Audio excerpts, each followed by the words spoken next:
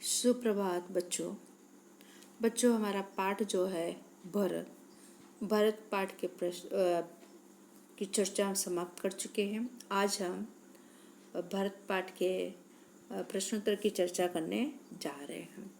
अभ्यास के जो प्रश्न हैं बच्चों, पहला जो प्रश्न यहाँ पर दिया हुआ है, निम्नलिखित प्रश्नों के उत्तर लिखिए। पहला प्रश्न है, इस एकांकी के आधार पर बालक सर्वदमन की विशेषता का वर्णन कीजिए। तो सर्वदमन सुंदर, स्वस्थ और आकर्षक बालक है। उसका मुख अग्नि के समान दमक रहा है। उसका साहसी और निर्भय स्वभाव देखकर आश्चर्य होता है। श्री शावक के साथ खेलने में वह जरा भी नहीं डरता। शावक की माँ सिंहनी का भी उसे भय नहीं है। वह इतना हठी है कि तपस्विनियों के समझाने का उस पर कोई असर नहीं होता। उसके हाथ में चक्रवर्ती सम्राट के लक्षण हैं। उसे खिलौने से स्वाभाविक लगाव है। तो दूसरा प्रश्न बच्चों है कि सर्वदमन के व्यवहार को देखकर दुष्यंत के मन में कौन कौन से विचार आते हैं। तो सर्वदमन का साहसी, निर्भयता और बाल-हठ देखकर दुष्यंत बहुत आनंदित होते हैं और उनके मन में सर्वदमन के प्रति प्रेम उमड़ पड़ता है। सर्वदमन के मुख पर अग्नि जैसी दमक देखकर उन्हें आश्चर्य होता है। उन्हें लगता है कि यह निश्चय ही किसी तेजस्वी वीर का पुत्र है। बालक के हाथ में चक्रवर्तियों जैसे लक्षण हैं और उसकी कमल जैसी हथेली। यह देखकर वे आनंद और आश्चर्य में पड़ जाते हैं। सर्वदमन के हाथ में ही सिंह शावक छुड़ाते समय वे बालक के हाथ का स्पर्श कर अत्यंत सुख का अनुभव करते हैं। वे सोचते हैं कि अब उन्हें इतना सुख होता है तो जिस भाग्यवान का यह बेटा है उसे कितना सुख होगा। इस प्रकार सर्वदमन के व्यवहारों को देखकर दुष्यंत के मन में तरह तरह के विचार आते हैं। और फिर उसके बाद नेक्स्ट प्रश्न फिर निम्नलिखित एकांकी में निम्नलिखित पात्रों में अंतर्निहित मूल्य कीजिए। अंतर्निहित उसको थोड़ा गहराई से उसके बारे में जानना। तो यहाँ पर दो पात्र हैं। पहला जो है दुष्यंत और दूसरा है सर्वदमन। तो पहला हम दूसरा करेंगे। तो राजा दुष्यंत कोमल हृदय के व्यक्ति हैं। वे बालक सर्वदमन के चेष्टाएं उन्हें मुग्ध कर देती हैं। उसके प्रति राजा के मन में स्नेह उमड़ने लगता है। वे सोचते हैं कि यह उनका होता तो कितना अच्छा होता। फिर ऐसी घटनाएं घटती ही नहीं जिनसे सिद्ध हो जाता है कि बालक सर्वदमन उन्हीं का ही पुत्र है। तब दुष्यंत के आनंद की सीमा नहीं रहती। उनका पितृ हृदय वात्सल्य से भर जाता है। और फिर उसके बाद नेक्स्ट कि सर्वदमन असाधारण बालक है। आश्रम की तपस्विनियों उसे शावक को छोड़ देने के लिए समझाती हैं, पर वह उनकी बात नहीं मानता है। दुष्यंत से वह जरा से भी परिचित नहीं है। फिर भी वह उनके कहने पर शावक को छोड़ देता है। उसकी सूरत भी दुष्यंत की सूरत से मिलती है। अपराजित नामक रक्षा सूत्र भी प्रमाणित कर देता है कि सर्वदल अत्यंत का ही पुत्र है। इस प्रकार पिता और पुत्र दोनों एक दूसरे से क्या है, अनजान नहीं है। ये हुआ। अब उसके बाद करेंगे कि यहाँ पर दो ये हो गए। 25 परिच्छेद को पढ़ करके प्रश्न के उत्तर लिखिए। परिच्छेद आपको पढ़ना है और प्रश्नों के उत्तर मैंने आपको यहाँ पर दे दिए हैं। आपके PDF में आपको प्रश्नों के उत्तर मिल जाएंगे। आप इसे पढ़ डालिएगा। पहला जो प्रश्न है, एक अच्छा जंगल क्या कहलाता है। बराबर। तो एक अच्छा जंगल जैविक भंडार भरा घर कहलाता है। और तो फिर दूसरा, जंगल को ज़्यादा छाटने या ख़त्म करने से क्या नुकसान होता है, बराबर। तो जंगल को ज़्यादा छाटने या ख़त्म करने से अत्यंत उपयोगी और ज़रूरत के समय समय काम आने वाली बहुमूल्य वस्तु नष्ट हो जाती, बराबर। और फिर तो लास्ट क्वेश्चन जो है कि जंगल को छाटने या बेचने रखने की, हाँ, जंगल को ज़्यादा छाटने ख़त्म करने से क्या नुकसान होता है। तो जंगल को ज़्यादा छाटने ख़त्म करने से अत्यंत उपयोगी और ज़रूरत के समय काम आने वाली बहुमूल्य वस्तुएं नष्ट हो जाती हैं। इस परिच्छेद का उचित शीर्षक दीजिए।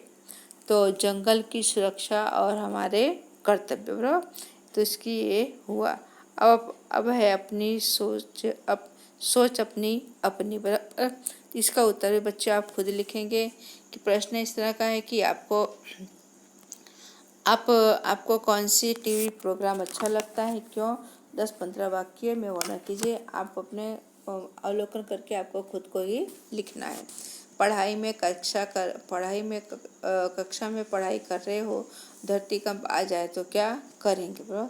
तो बच्चे आप लोगों को तो पता ही धरतीकंप आने पर क्या होना चाहिए। अभी हम लोग क्या करना चाहिए, बराबर। तो अब हम उसके बाद हम करते हैं कि नेक्स्ट जो प्रश्न यहाँ पर दिया हुआ उसके बारे में हम चर्चा करेंगे, बराबर। नेक्स्ट दूसरा जो प्रश्न यहाँ पर है, किताब करें फिर स्वाध्याय के जो प्रश्न यहाँ पर हैं। तो पहला जो प्रश्न यहाँ दिया हुआ है, प्रश्न है कि ऋषियों ने बालक, हाँ बराबर। तो ऋषियों ने बालक का नाम सरदमन क्यों रखा, बराबर। तो ऋषियों ने बालक का नाम सरदमन क्यों रखा। तो बालक वन के पशुओं के बच्चों के साथ निडर होकर खेलता था। उसके साहसी या निर्भीक स्वभाव के कारण ऋषियों ने उसका नाम सर्वदल रखा। अब दूसरा प्रश्न यहाँ पर है कि दुष्यंत बालक के प्रति क्यों आकृष्ट हो रहे थे।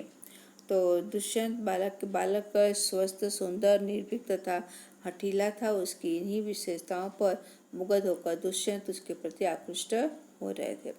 नेक्स्ट प्रश्न कि दुष्यंत ने पूर्ववंशी जीवन की कौन सी 2 रीतियाँ बताई हैं। तो नंबर 1, वे युवावस्था में महलों में रहकर पृथ्वी की रक्षा और पालन करते हैं। दूसरा, बुद्धावस्था में तपस्वियों के आश्रम में वृद्धों के नीचे कुटी बनाकर रहते हैं, पर उसका इस तरह से लिखना है। फिर उसके बाद बच्चों आता है, यहाँ पर है कि 2 व्यक्ति हैं, 4 व्यक्ति हैं और चारों को मतलब कि यहाँ पर एक लकड़हारा है और नदी के किनारे बहुत घने पेड़ हैं।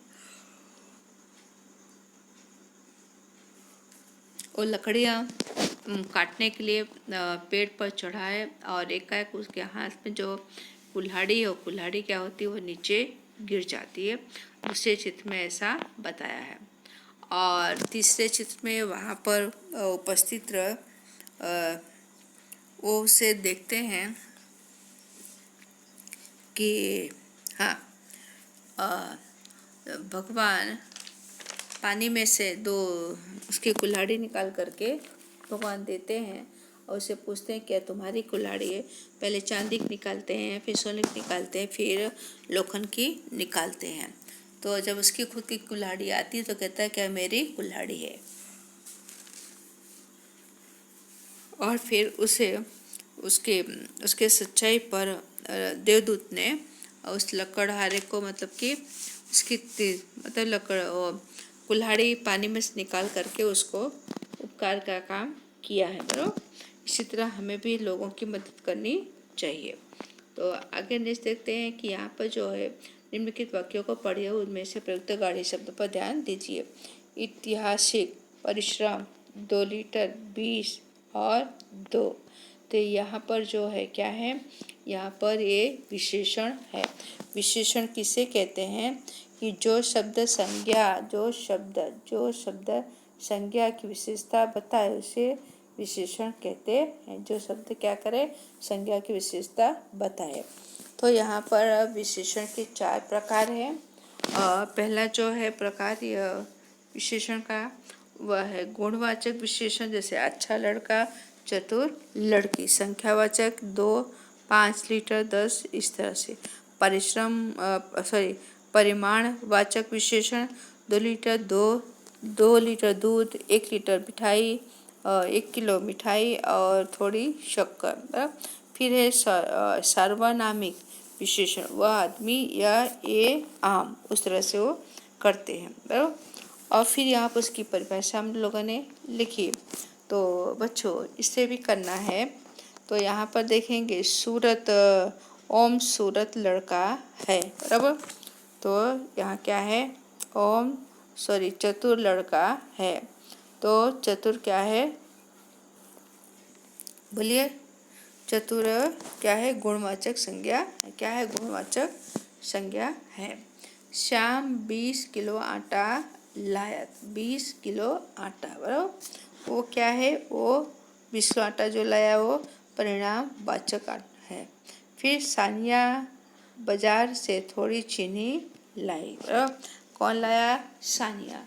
आप लोग सानिया की जगह आप कुछ भी नाम अपना भी डाल सकते हैं, बराबर, कि जो भी डालना है। महिला के पास 10 रुपये हैं, बराबर। क्या है, महिला के पास 10 रुपये हैं। ये तो कौन सा होगा, बोलिए। नहीं, साहिल के पास 10 रुपये हैं। तेरे फ़ोन में बैलेंस है कि नहीं?